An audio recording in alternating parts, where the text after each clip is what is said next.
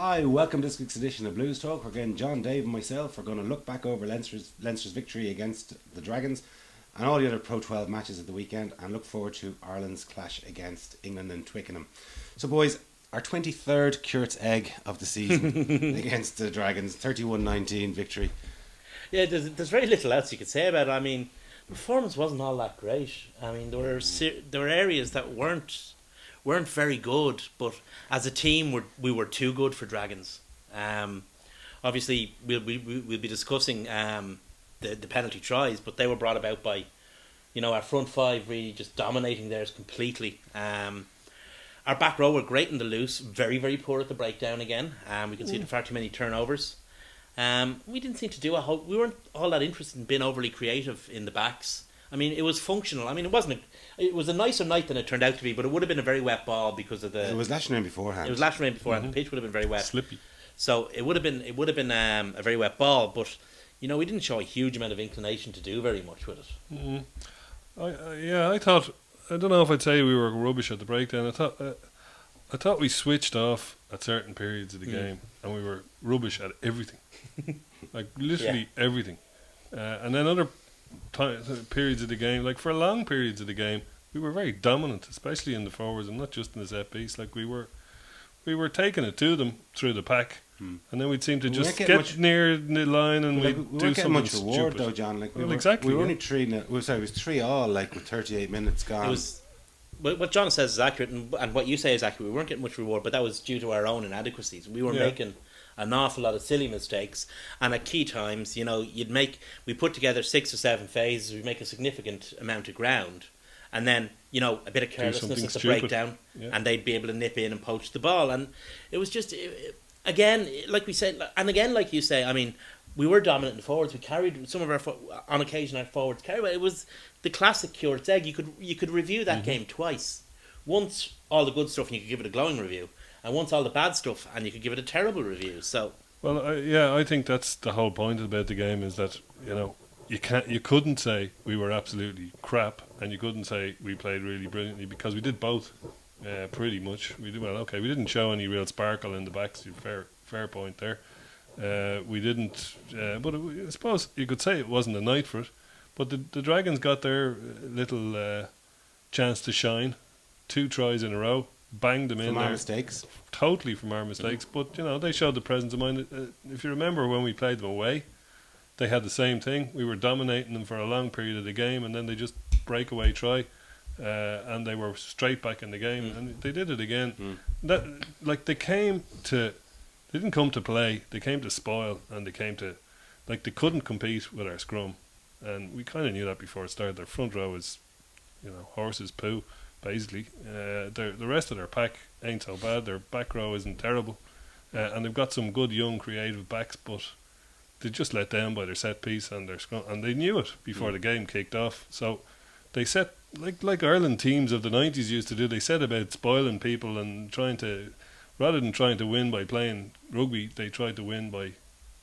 Plus, cheating is a bit too harsh, but they certainly did a fair bit of that in the scrum. But they tried to win by spoiling, shall we say, and that's what kept them in the game. I'm wondering, is there a mental kind of issue with this Leinster team, kind of because if you examine the course of the season, with the exception of 1 or 2 games like Northampton away or whatever, we've only really played when we've gone behind. We only really started to play when we went behind today. Against Castor away, we only really started to play when we went behind. Even the first game of the season against Scarlets, we only started to play when we went behind. Against Ospreys in the Pro 12, we started off well. Then we completely dropped off. They went, they went quite a bit ahead, and then we started to play. So I'm just wondering, is this team finding it difficult from the start of matches to motivate itself because of the success it's had, or because it knows within itself that, with the exception of obviously the games against Munster, Ulster, maybe the Ospreys and the European games, or certain of the European games, does this team think or know that they are actually just a lot better than the opposition, and they're not going into games in the right mental. I'm not saying it's a conscious thing. Obviously not. It's not a conscious thing. But I'm wondering, is there something there in the mindset that needs to be addressed? Do you think it's because I think it's because the team just hasn't been settled all season, and there's just so much churn of players. There's certainly an week in. element to it, yeah. Like, I mean, if you look at even our team, on paper it looked a strong team at the weekend. We brought back the reserve front row from the Irish match. Redden was back in. Fergus McFadden was back in. But then there was, whether it's Gottfried playing or Madigan coming in, like it's sort of there's no kind of consistency of selection. It's just, and even the guys that are in are been moved in position. There's guys that are playing at full back one week, they're on the wing the next week, and it just seems to be there's no one really. I think that's a valid point, and one element of it that kind of one thing that if you watch over the season that kind of proves it is how much time McGrath, Cronin, and Moore have spent on the pitch together. A lot of time. Yeah. Whether it's coming on as a unit again for Ireland or playing in matches for Leinster in Pro 12 or coming on. As a unit, they played an awful lot of time together, and you can see it. You can see it in the way they play, that their play is so coherent. Our front row is so cohesive and coherent the way they play. So that's certainly an element to it. But that's okay. And as the season goes on, that argument gains validity. But there's no excuse for it in the first couple of games of the season because everybody's in the same boat. Well, like Jack McGrath won man of the match, and I'm sure we're going to have a look at his try at some stage. Scored a cracking try. He looks to be in great form. Marty Moore always puts himself about and is he's a bit of an exocet missile in defence and great in the scrum. And we all know about Cronin by his own high standards had a bit of a quiet game really. I thought did all the his right basics stuff. have improved immensely. Absolutely, his thrown into the line out is hooking is excellent. I actually didn't get to notice his hooking. Yeah, no, his hooking was very good. It was very swift. It's very accurate. But the thing was that we scored 4 tries, and all the times we scored those tries, they were down to 14 men. I know, Somebody we're said only they taking won advantage of them when they're down to their 14. Well, we couldn't put them away when they had their full complement. Yes and no. The reason they were down to 14 men is because of what we were doing. Yeah. I mean, the reason they were in that Couldn't live with situation was because they couldn't withstand the pressure legally, so they had to resort to illegal stuff, down to a man, and then we kept going. I mean, there is an element. Okay, you get the odd, like say the red card, which is was the guy did something in and of itself. It exists in its own bubble. But generally, you'll find yellow cards come as a result of consistent, constant pressure from the opposition. Yeah. So the reason they were down to 14 men is because we took that man off them through good play. Yeah, fair enough. But even at that point in time when the guy dumped Boss on his back, off the ball. But that game was over. They had a losing bonus point in the bag. It was on 80 minutes, and they let us back in to give us the opportunity for Hudson to go over in the corner. And we got a winning bonus point. It was a lovely pass by Madigan. Yeah, there was still some time left because Leo asked the referee about the clock, because the clock in the stadium and indeed on television read 80. But Leo asked, and the ref said, no, that's not the clock. Okay. There's still time to play. I think I heard him say 10 seconds when he kicked for the corner. So it was just enough time to kick for the corner. Let's and face get it, out. if the guy hadn't been so foolish to do that to Boss, we probably wouldn't have scored. We wouldn't have got that try. Would have gone into touch and game over. But anyway, why don't we have a quick look at the first try? A bit of inventive stuff around a bit of an inside pass back into Fergus McFadden, I think it was. We're using that tactic quite a bit. The scrum half putting the ball back in. Jack McGrath, I think, just got bored. He just went, look, lads, this is just messing. Look, just give me the ball. Pushed the scrum half out of the way and said, right, I'm getting this. Come on. I don't think if we had any other loose head as first choice, he wouldn't be first choice anymore. No. It's only that the guy who's in front of him is such an extraordinary player and playing really, really well as well. Yeah. That Jack McGrath isn't first choice tight head for both Ireland and Leinster. Yeah, I think we could certainly do with plenty of rotation. We can, like they used to do with, like Joe used to do with Henke van der Merwe and Cian Healy. He's well able to do it now. He could change them around for various games, and so could Joe Schmidt for Ireland. You could almost say that he's learned off the master there from that try. Absolutely, yeah. Barnstorming, wasn't it? Well, that's what we said at the beginning of the season. We said it before about Boss and Redden, that if one wanted to gain an advantage on the other, what he had to do was become good at what the other did well. And that's what Jack McGrath's done. McGrath's always been a good scrummager and good in the tight. You can see this season what he's trying to add to his game is that loose play, that ability to be explosive. I think he already has added it. Yeah. Oh, he has, just demonstrated. Yeah. Why don't we look at our first penalty try? This is we've scored 6 penalty tries this season, and it was interesting when I was looking at it last night. We've scored a penalty try against all of the Welsh sides: Cardiff, Scarlets, Ospreys, and 2 against the Dragons. Yeah, it's Nice. what it is it's like we were saying about having the 2 front rows. Mm-hmm. Because there's such strength now, and they're both very good front rows. You're going to get a situation where against teams that might be weaker scrummagers, you're going to get penalty tries because we're going to win scrums.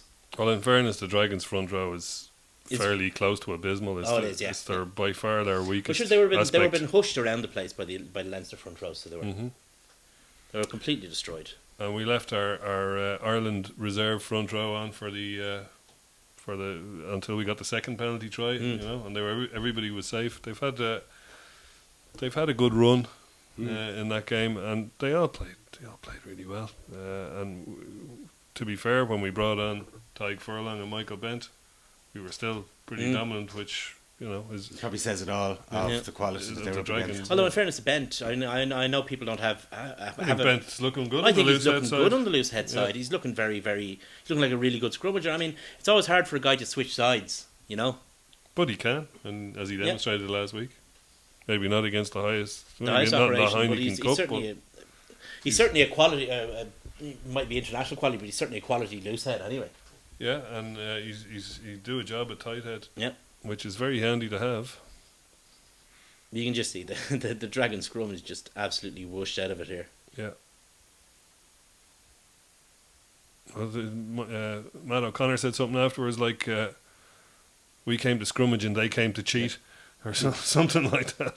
Or the referee saw early on that they had come to cheat. But, yeah, you know. They tried to turn in on Marty Moore, and he just used sheer physical power to keep your man straight and going backwards. Well, Jack McGrath's side was the one going across there. But, you know, getting that right shoulder up on the tight head side, the rest of them could just stroll through, you know. Because, as you all know, the tight head is holding up the whole scene for everybody else. And once he can do that, if you can hold off a guy turning in and keep straight, you know, you can do anything you want then. Just like Dan Cole would have done this weekend. We'll get to that. And this one obviously is our bonus point try. Super bit of skill from Ian Madigan, I have to say.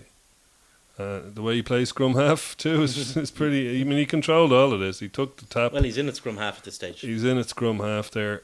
No, after actually, Boss he is went the off. scrum half at this stage. No, yeah. And you see him looking up a couple of times in these phases, looking to both sides, and he just has a little glance before the final pass. There's one there, but he went the other way. It's dive pass and everything. Yeah, he has it all. And now he's over here. You'll see him look up. I think it's this phase, is it? Ruddock gets a good couple of yards there. I think there's one more. Yeah. There's a lot of patience And shown there, you know. Like absolutely. the game is over and they still aren't panicking. Yeah. No, well, that's the thing. I mean, there's no white line fever. They're not going to put themselves in a situation where they can be turned over. You see Mackin looking out there as well. And now he just had a he's quick look over there and he goes, oh, there's nobody in You defence. can see Mackie Let's giving go. him the call, like. Woof. And that was off his wrong hand. Well, I suppose he doesn't have a wrong hand, but But still, it was a 30-metre pass. Yeah. and little bounce pass just straight to. And Darren Hudson did exactly the right thing. Put his head down, pumped the feet, and went straight for the corner. Yeah. No, Like yeah. he Well, knew that's all you can that do. all we needed was a try for extra. There's point always in the there's match. always a certain amount of luck involved in those bounce passes. I mean, it can bounce and end up back where it came from, kind of thing. But you make your own luck, kind of thing. It was a bit wobbly, all right, but hey, Hudson has done very well, actually. That's the second week in a row he's I got just- VP for us. every time I see him, I like him. This season, last season, we've hardly seen him this season, but Mhm. every time I see him, I just really impressed with the guy. And I just wish he'd get more of a run. He's one of those. Ben Marshall is another player like that. I just wish he'd get a bit of a run, But I suppose we're spoiled for choice. We are spoiled for choice, and that's the thing. I mean, we are.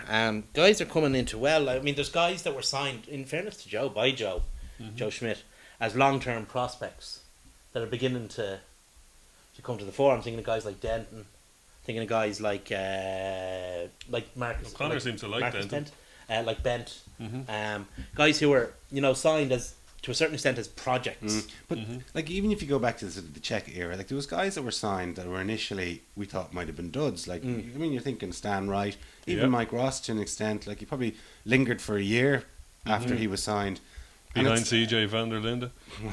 But like it takes those guys presumably a certain amount of time to come up to the pace Yeah. of, or certainly the fitness levels that Leinster require of them to play.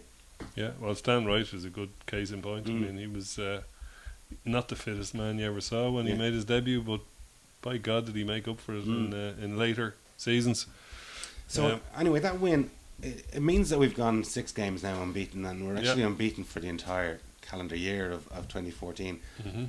But I'm just concerned: are we But going you're still not backwards? happy. Well, I don't know. No, I'm just asking you the question because are we going backwards? But at the same time, are we like a sign of a good side is not playing particularly well but still winning? Yeah, So what side of the fence are we falling on? But it's hard to know. I mean, it is hard to know. I mean, generally what you do is you look at the big games in the season. We won away from home in Northampton. We won away from home in Castres. We won away from home the against Ospreys the Ospreys. We lost at home to to Northampton. Northampton. We lost away to Munster, which would be a big game as well. And a game we've And we done, beat Ulster at home. and a game we've done quite well in recently. But we beat Ulster at home. So there, even the result set that you'd consider to be the tests of the team are a curate's egg as well. Yeah. So there's elements there, and even in that Northampton game, that kind of started me thinking about my do we only play when we go behind kind of thing. That Northampton at home, because it's only when we went behind that we started to play particularly well towards the end. But it's hard to know. It's almost impossible to know. But at this point, we've played 14 games in the league. This season, we've won 10 and drawn 1 of the 14. Last season, we'd won 10 of the 14, lost 4. Also, in the Heineken Cup, we're obviously in the quarterfinals, unfortunately away one, but we're in the quarterfinals. We won 5 of our 6 games. Last season, we lost 2 of our Heineken Cup matches. Didn't make it out of our group. Now, we had a bit of a dodgy spell over Christmas last season, but then we kind of got the Made show up for back it on the during the road. Six Nations. Yeah, exactly. Yeah. And we're kind of doing something similar now. Like if you think Ma- our matches when there's huge numbers of the squad are away with the national team, you can't get any better than getting 2 bonus point wins. I think all you can do up until the end of the Six Nations is lose competitions. Right? You can't actually course. win any. So what you're hoping for really is at the end of the Six Nations, you're still in Europe, and you're still in a position to challenge for a home semi in the Of course, in the Pro 12, and we are. So in that regard, we're certainly on track. I'm not sure, and I don't want to be too critical of O'Connor. And I don't mean it to be critical of O'Connor because form is a thing that's shared throughout the squad. It's not necessarily to do with the coach or to do with the players. It is a communal thing. I'm not entirely sure that we're in the kind of form that we were coming into this time last year. If you recall, okay, it was only the Amlin, but we hit a run of form and absolutely started demolishing teams. Yeah. I don't know if we're going to do that, but then that's because I don't know. Well, We look, haven't seen enough. My take on it is this. I mean, there's people, losing their head over, Matt O'Connor has destroyed the team and it's just, we're playing shocking rugby and, and look, they're not completely wrong. It's not like, they're just going a bit overboard over, perhaps you could say it's having high standards and there's nothing wrong with having high standards, but the way I see it, especially from that game, it's a wake-up call. It's not our season is a disaster because it's obviously not results-wise. It's if you keep on falling asleep in games like that, our season will be a fucking disaster. And that's and it's not that we don't have an attack because we do have an attack. We've shown it in games. Obviously, the big obvious one being the Northampton away game. We get all our guys burning coming back from the hopefully a very successful Six Nations in good form. With not too many injuries, sky's the limit. We won't from the period of let's say the Zebra game, certainly the Munster game on the 29th of March. It's game on, and you'll have all the guys back, and they'll be playing as a unit until the end of the season with very few changes.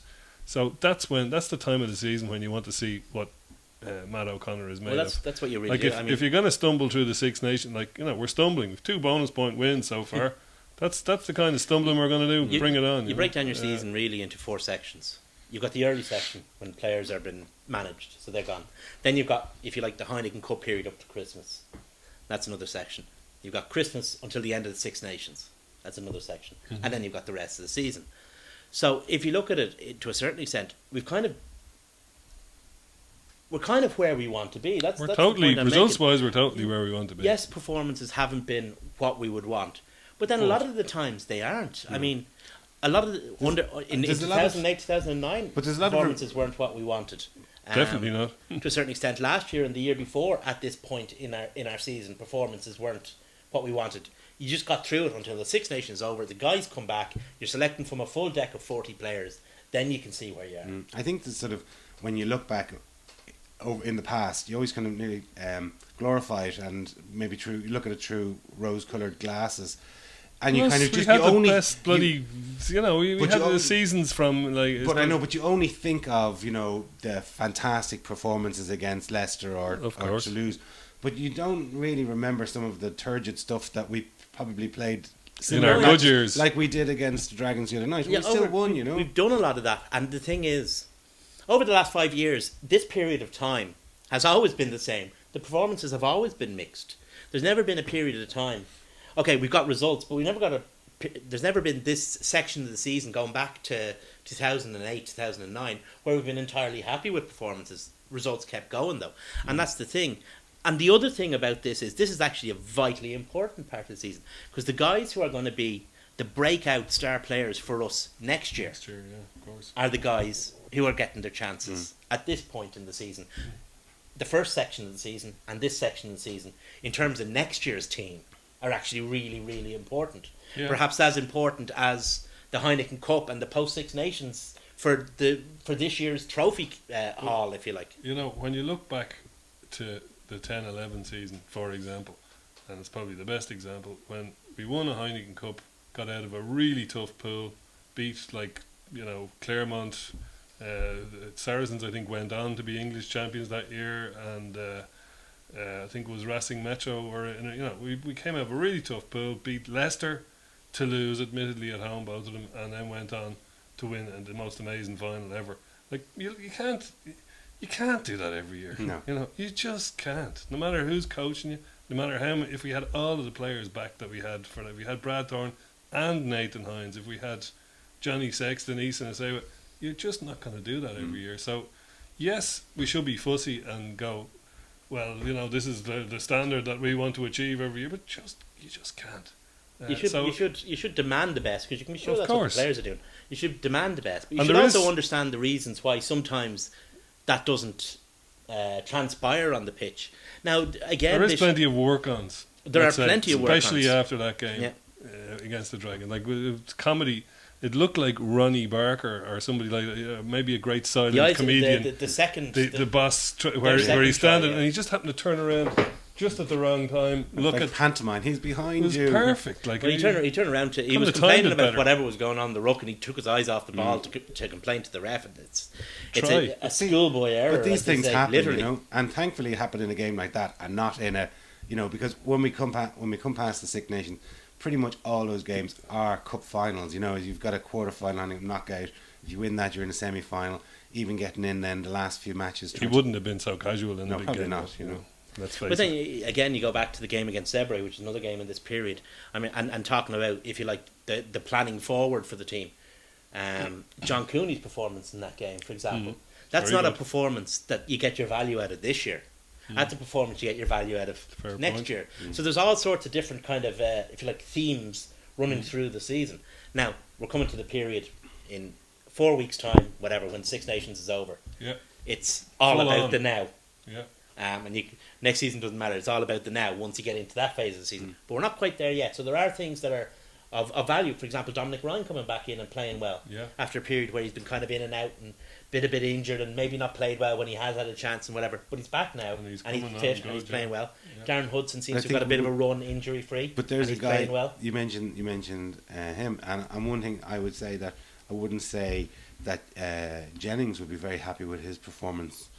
Whereas it's good to have Ryan that'll probably say, well, you know what, it'll give O'Connor the opportunity to say, well, you know what, maybe you need a rest. Maybe you've played a lot of matches this season, and bring in and give some fresh legs a chance. Yeah. You know. Yeah. So anyway, looking forward. You mentioned it briefly there, John. Cardiff play Leinster on Thursday.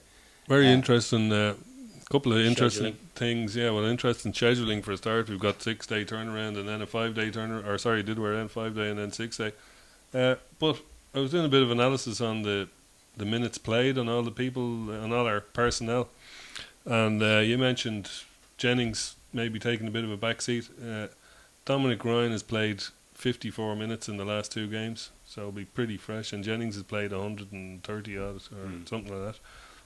We can actually, because we got all the players back from Ireland this week, we actually having the front row on, for example, for nearly 60 minutes, actually saved a lot of bodies who were playing the previous week. Having guys like Fergus McFadden come in saved a lot of guys with high that would otherwise have had high minutes in an 11-day 3-match run. So we can actually feel the pack that has all apart from Leo Cullen played less than 100 minutes. So that's good management from O'Connor. You know, I have to excellent. say. And even in the backs, like Reid and Mackin have Mackin has played 160 minutes, as have Kirshner and Dara Fanning. But you know, other than that, you know, Jimmy Goppert has maybe played about 80 minutes. We really have a good bit of rotation, and we can, we can look forward to being able to start it, and we don't have injuries, you know. So we're going in good shape. The real problem is that this program goes on air the day after the team is named. So I'd just like to say, John, I agree with everything you've said. John, you are completely mad. That's rubbish. That never happened.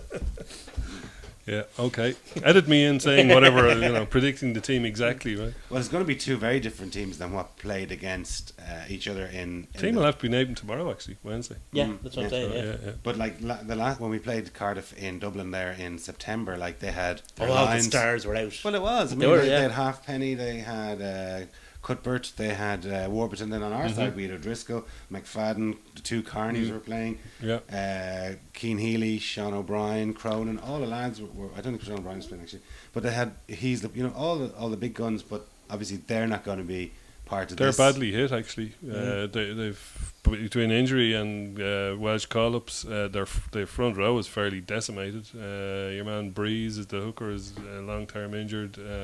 Not sure about that French guy Bourust, whether he's fit or not. But last week they played a guy called Pat Palmer, who's I think he's Pontypridd, or he's a lower Principality. Principality Premiership player who's had to step up. So they're really short of props, really short, and hookers. So it could be another Dr. P. Try might get another I don't go see against a Welsh team. You never know. I don't see there been any guns, big or otherwise.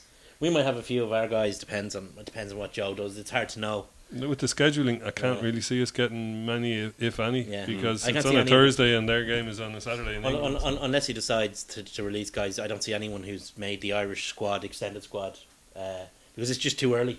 It's just too early. The game's on too early. So Yeah.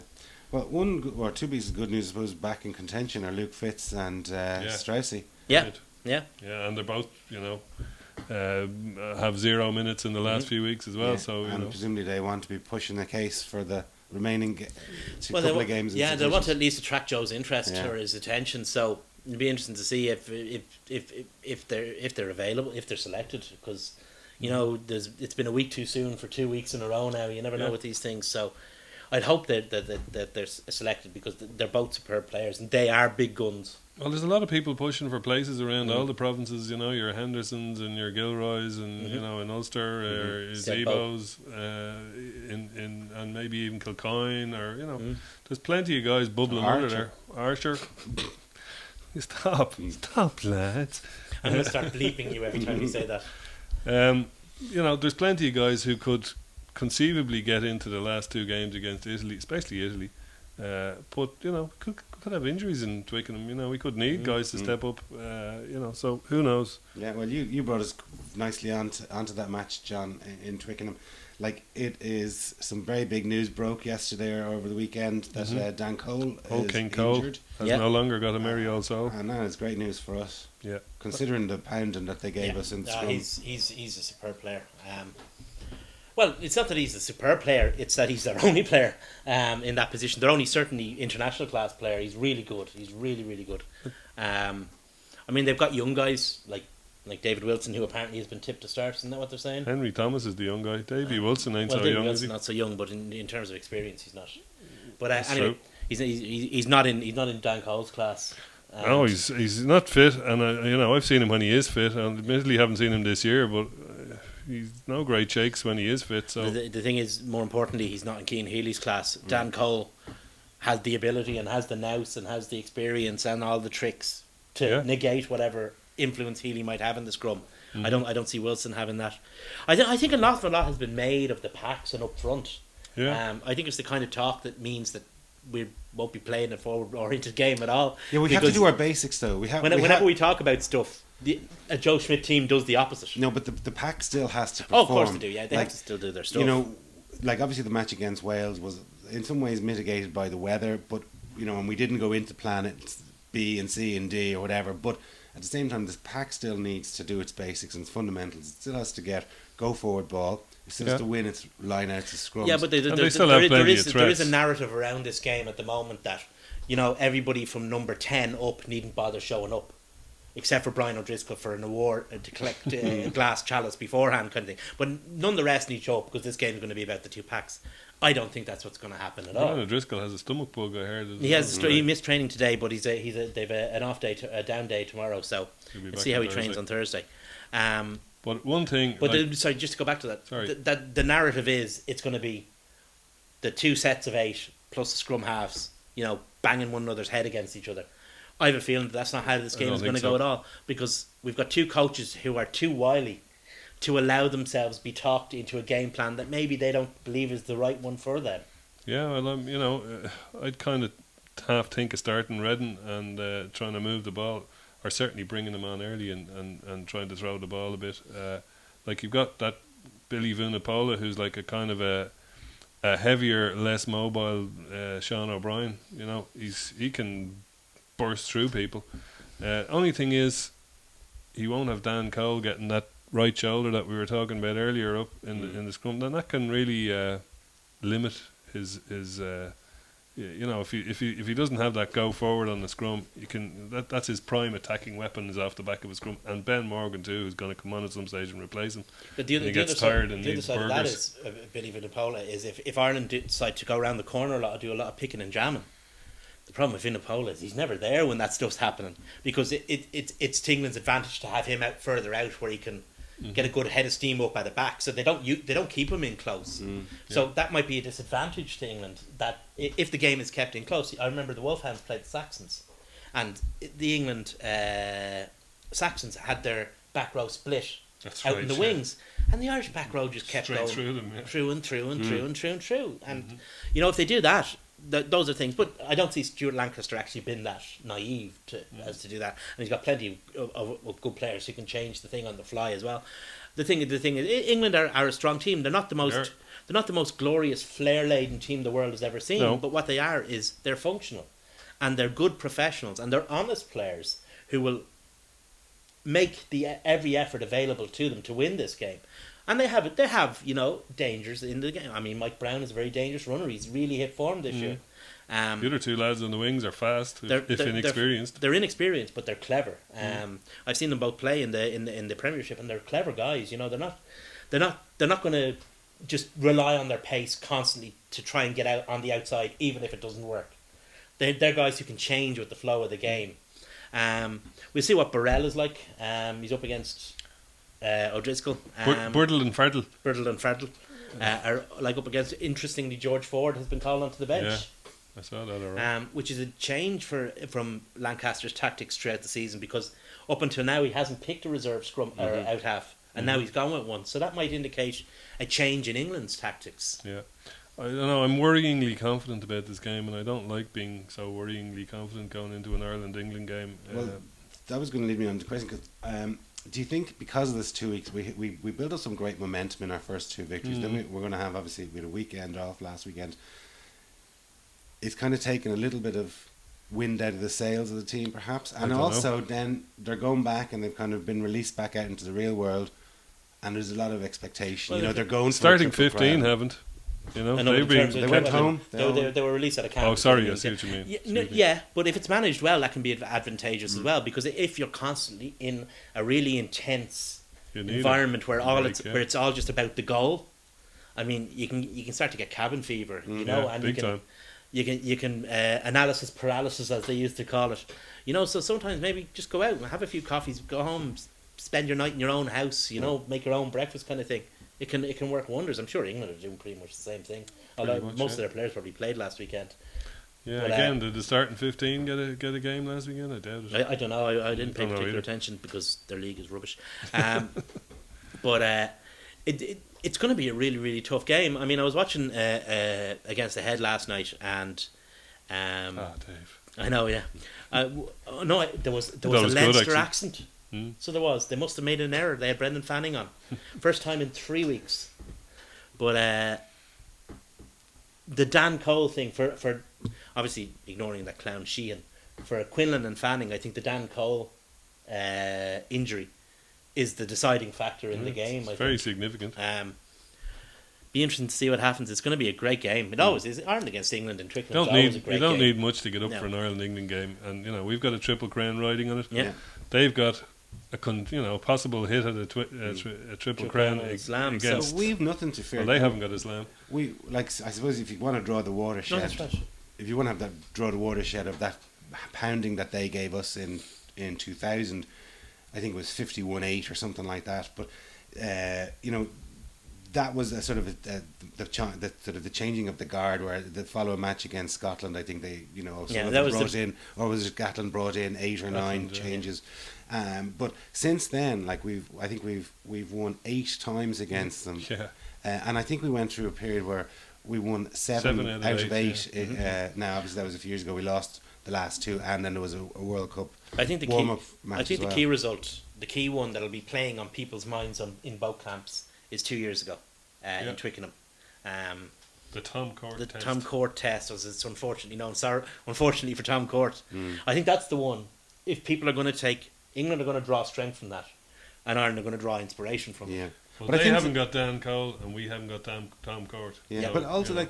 sort of the times have moved on, because there's been both a change in the rules and a change in the laws since that happened. They've expanded the rule changes, they've expanded the squads to 23, and the law changes that they've taken out the hit, Yep. and it massively benefits Irish props because they're not huge men, but at the they're same more time technical. more technical, Yeah. and they can cope with it better. Yeah. Oh no, I agree with that. But just in terms of obviously you can take a rational approach, but there's not everything is rational in games like this. I mean, Well- England came back from the World Cup as world champions, and we beat them in their own patch. Yeah. That's not a rational kind of result. If you look at it rationally, England should have won that game, but they were never really with a shout. We were far better than them on the day. So there's a whole load of things as well. I mean, the coaches will do their bit.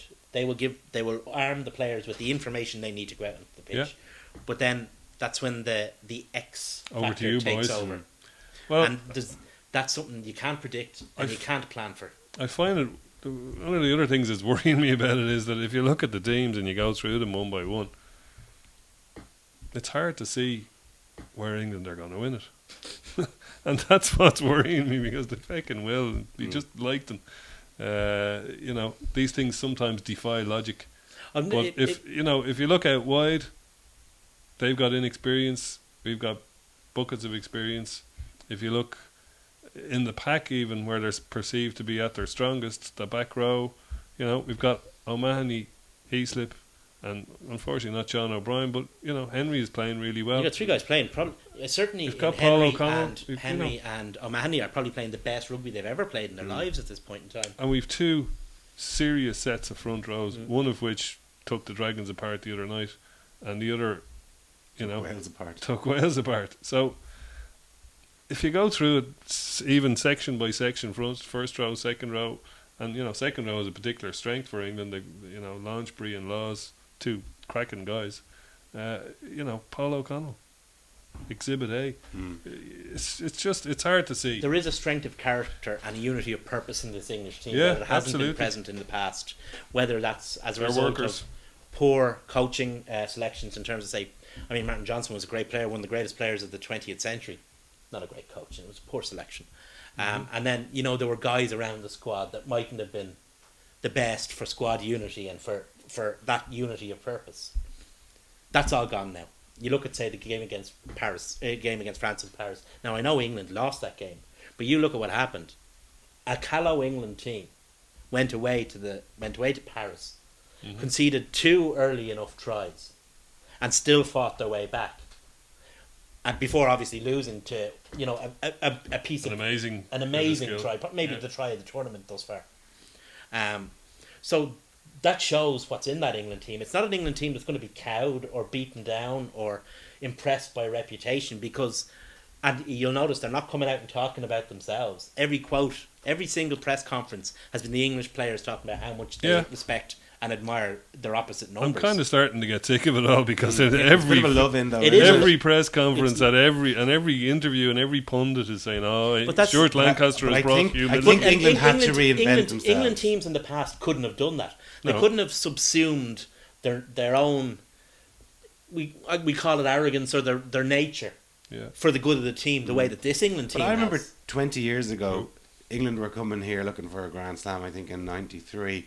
And shy about it either. And I think that they actually said it's not really a question of if we win, it's by how much. I think that was actually Stuart Barnes said that in that game, in the build-up to that. You know, that was their sort of the arrogance that was, maybe we milked it a little bit as well and sort of built it up. But I think Lancaster, when he took over, and especially after the World Cup and the way that the press kind of stuck the boot into them, you know, like they were just a rugby team on tour, and every minute detail or every shenanigan that they got up to, whether it was... Yeah, but when the Queen's grandson-in-law is throwing dwarfs or whatever the hell he was doing, you know.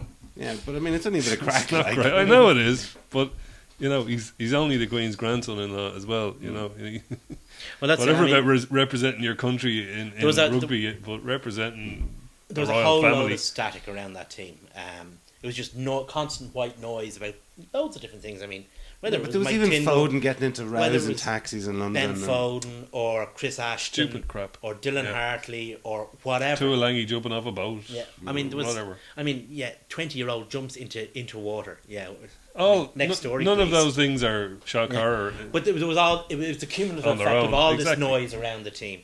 Yeah. That's all gone now. All is silence around that England team. But- The only thing that comes but out he of that moved- England team is exactly what Stuart Lancaster wants to come out of But that Stuart England team. Lancaster was very clever in what he did. He moved them out of London and he brought them up to Yorkshire, kind of where he was His home originally. patch. His home patch, where I suppose shenanigans is kind of frowned upon. You know, it's a conservative kind of part of the country, and they just got back to their kind of roots and become a bit more humble, I suppose. But like, if you just look at Stuart Lancaster for a minute, like we all admire him. He seems like a lovely bloke. Seems like, you know, great. He's Good done a coach. great job Yeah. so far. But what has he actually achieved at any level in the game? Not a whole lot yet. You know, Joe Schmidt can point to a few Heineken Cups and, you know, Amlins and Rabos and all these things. Top 14s. Top 14, exactly, one of the hardest tournaments to win. Attritional thing. What can Stuart Lancaster? He was a caretaker coach who performed well, and they went, well, actually, yeah, why don't you keep it? It's You cheaper know? than Jake White. Whatever. But he wasn't touted as being the replacement coach. He was just literally there to do the caretaker, and he got on really well. So I'm not trying to run the guy down. Personally, I think he's a very likable bloke, and I just hope his coaching doesn't deliver a victory. Well, I just hope we get to see another positive facet of Stuart Lancaster's personality, which I'm sure he has. Being gracious in And that's defeat. how gracious he is in defeat. Hopefully. But one thing we've missed all season is Sexton and his break. Well, he made one break against Scotland that set up the start of the try, but we haven't. He's been very quiet in the tournament. Like, we haven't really seen him with any of the trademark loops or There's a bit of bringing the backs in. under wrapsness about all of that. I think. And he's also he's serving the game plan. Like we said at the time, we said before the match against Wales, and we said after it, the Wales were going to be beaten not by what we did, but by what we stopped them doing. And one of the things that he had to do was just keep pumping that ball up and turning them round, and which means he had to subsume.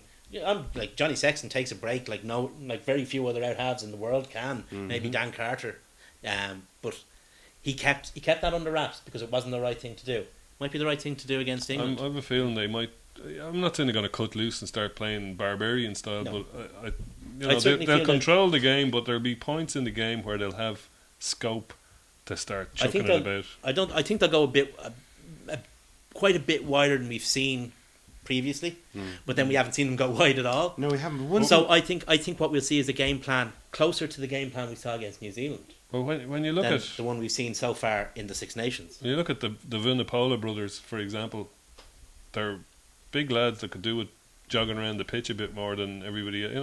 If we get them moving around in defence, eights quite often stay back in the backfield in defence, and if we keep Billy Vunipola back there, pinned down a little bit, if we get the whole pack having to turn and go back a lot and move around a lot.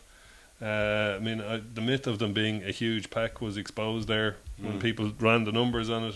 They're not a huge pack, but they are a physically impressive pack. But- There's no denying it. But guys like Billy and Maku Vunipola are very heavy guys Yeah. that, if they run around a lot, are going to be knackered when it comes to the last few. And minutes, the big difference is that when we make changes in our back row, we're bringing in guys like Tommy O'Donnell, who are seriously hard-running, Yeah. guys. We make changes in our front row. We're bringing on like Martin Moore and Jack McGrath. I don't think England have that depth. No, it's funny to say, in a ironic, country, really, in two in a years' country with time. 50 million people and so many, the biggest amount of registered rugby players in the you world. also have to remember that England's goal and our goal out of this season very, very different. Yeah. Our goal out of this season is this season. Yeah. England's goal out of this season Is is next a progression towards next season. So there's different goals at play here. So yes, we seem to have a bigger, more developed squad. It's technically the season after next. Yeah, I but suppose. but no, Next you're right. year. Yeah. But again, next year. But that's their goal. As our goal next year will also be next year. Yeah. So they have a longer period of time to develop that depth of squad. Yeah. I mean, Joe talked about, and even Declan Kidney, about growing the player base that is available to the international team, and England have 2 years to do that in. They don't have to do it all now. We kind of have to do it all now because the way Irish rugby works is it's about the Six Nations. Yeah. The Rugby World Cup's So nice. are you and it's- saying, Dave, that we're going to be like the All Blacks and peak too soon for the World Cup? No, I think I don't. England no, have I been don't in think three I don't World- think there's any requirement on the Irish coach I to know. peak for the World Cup at all. But England have been in three. Like their They don't goals bring are them back. slightly different. England have been in 3 of the 7 World Cup finals. We haven't got past a quarter final, Yeah. and like that's kind of our goal to get past a quarter final. Where they're kind of obviously it's in England. They wanna They're win it. They want to win it. I don't want to sound cynical, but I don't care if I do or not. Our goal is to collect the check at the end of the tournament and then get Probably. back to the Six Nations. That's the way the IRFU works. They like the World Cup. It's a nice ATM, but at the end of the day, the bread and butter for the Irish international team is the Six Nations. I think Joe might want to cut off the World Cup as well. seeing He as might, but that's when his contract runs both to. the previous international coaches have said, and haven't been backwards about saying it, and haven't been chided for saying it either. Our win ratio is dependent on the Six Nations. That's what keeps us in our jobs. Both had fairly poor World Cups, England and have- both kept their jobs. It was the poor Six Nations that cost them. England's have a stadium that Good holds point. 80,000 that is full for a match against Fiji because there's such massive demand to fill. That Just pure weight of numbers. Well, there's Exactly. double the population of the Republic of Ireland live in London. Yeah, and whereas if Ireland have a couple of poor seasons, the people are, as we saw only a couple of seasons ago or even last season, the numbers weren't coming through the turn, so that's going to have a knock-on effect for the IRFU. They had to take a loan out and so on. We all know the history of it. Had to take a loan out to get over the hump because they didn't sell their 10-year tickets and so on. Like, they need the Six Nations more than England need it. England look at the bigger picture because they can afford Well, to. the thing about England is if all 80,000 who go into Twickenham on Sunday or on Saturday decide that they're never going to go again, all they have to do is get the next 80,000 in. That's Yeah, that's that's just true. the way it is. I mean, you A lot of event junkies go to it, though, I mean, in fairness. you've been involved in club. Well, it has, but you've been involved in club rugby here, and you've spoken to guys in club rugby in England. And I remember you telling me a story about how when you were with your club here, there was most of the senior players could get a ticket, whereas when you were touring in England or something. An English club, Yeah. Rosendale, who played in the same division as Preston Grasshoppers, how long ago it was. Preston Grasshoppers at the time, Wade Dooley played for them, so they would have played against Wade. Anyway, they were saying to us that they got 2 tickets for the international. We had, As a club. as a club, we, I don't know many, but enough. Plenty. enough to go around, basically, Yeah. for everyone to get a ticket. And that's the difference. They got two.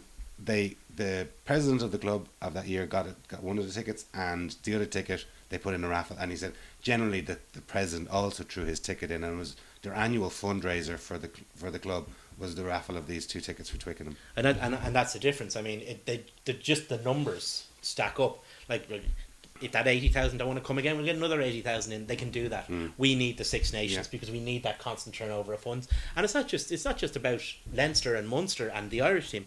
It's also about, those funds pay to tarmac a car park for a rugby club in Cork or Carlow or Galway or Donegal. That's what those funds do. The Six Nations isn't just the cash cow that Leinster beat to get a few quid out of.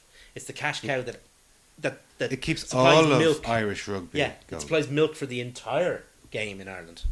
And obviously there was been a bit of movement on the Heineken Cup and with their meetings in London and Paris over the last Big few one on days. tomorrow, I think, in London. Another Imodium The 19th. tablet. Get some movement going. Well, it's taken a while, but maybe there's a bit of light at the end of the tunnel. Yeah, there seems to be. I mean, everybody seems to be on the same page now. Looks like a TV deal will be awkward to negotiate, but will be done. Because obviously it's always awkward for big organisations like that to concede ground to one another. It looks like it's going to be Vicious done. rivals. It's left an awful lot of bad feeling in its wake, though, and that's the problem. Yeah. I mean, Wales is tearing itself apart, literally tearing itself apart at the moment in terms of its rugby. Yeah. The Anglo-Welsh is off the table. Was never on the table. It was in never on the fairness. table, but it's been made clear to Regional Rugby Wales that it's off the table.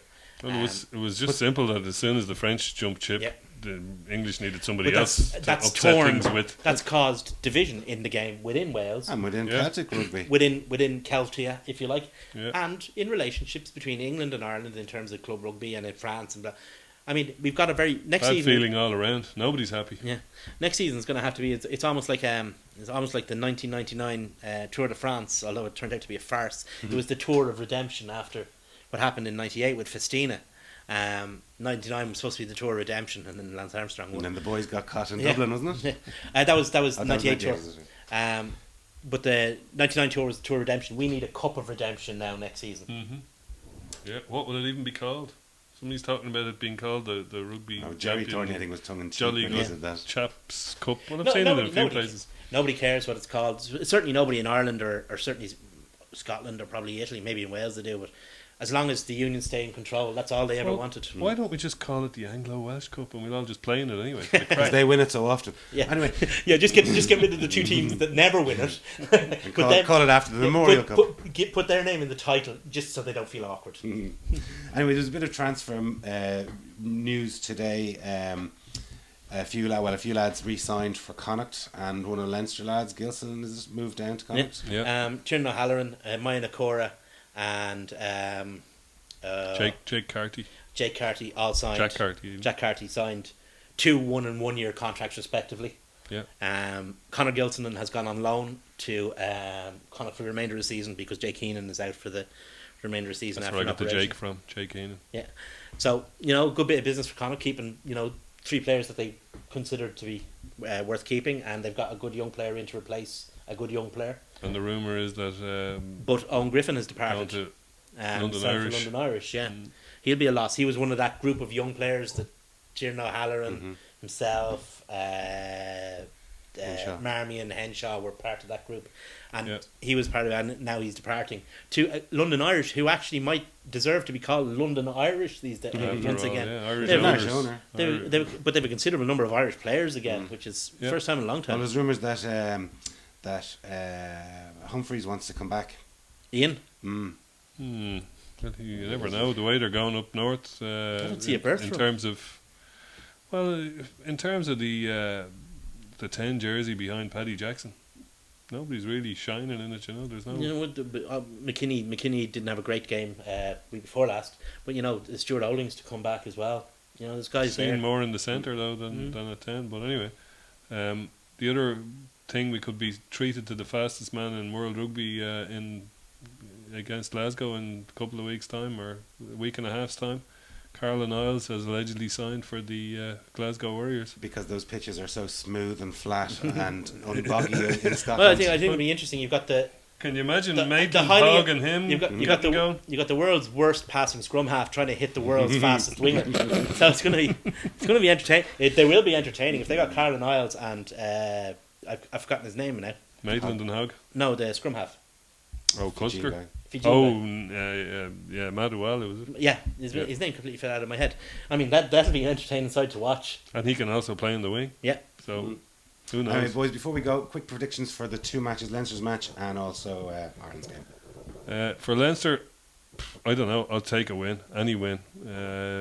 It's very hard to see us. You know, it's very hard to see a clear winner. I know Glasgow are rubbish at the moment, but we're down to Or Cardiff. Glasgow. Cardiff are rubbish at the moment, but we're down to brass tacks as well. So I would hope to see a Leinster win, but Leinster by 8, no bonus points. yeah, no bonus Ireland? points. It's hard. It's really hard. hard. It's hard not to see Ireland winning. It's hard not to see Ireland win, So- and it's that. so we to a probably certain lose. extent, I don't know how much that is heart and head. Asher, Ireland to reverse the score and took them 2 years ago. It's funny though, because it's the other way around for me. My head is telling me they're going to win, and my heart is saying, "Don't be so bloody confident." Mm-hmm. You're just a miserable old git. Yeah, well that's true also. We'll see on Saturday. Listen, thanks very much for watching. Cheers.